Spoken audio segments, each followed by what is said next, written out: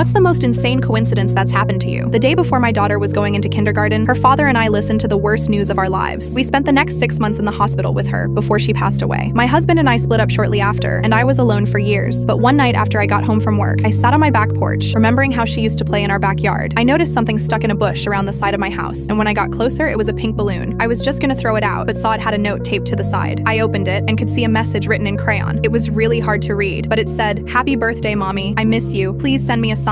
Love, Callie." I was confused at first, but then I realized what it was. Whoever this little girl was had lost her mom and was sending her a message. I asked around my neighborhood later that week and found what house she lived at. I talked to her father and told him I found one of her balloons. He apologized and said she had been doing that for a while. She was 6 and lost her mom 2 years before. I told him about my daughter and how I would love to write back to her, just in case it would cheer her up. I wrote her a note that said, "Hi Callie, I found your balloon. I miss you and am watching over you every day. Love, Mommy." The next night he called me and told me she was so excited. She sent another balloon up and he asked if I could do it again. After a week, he asked me to meet her, and she was the sweetest girl I've ever met. 5 years later, she's now my stepdaughter. But this morning she said something I'll never forget. She told me she thinks she has 2 mommies, one up there and one who found her balloon.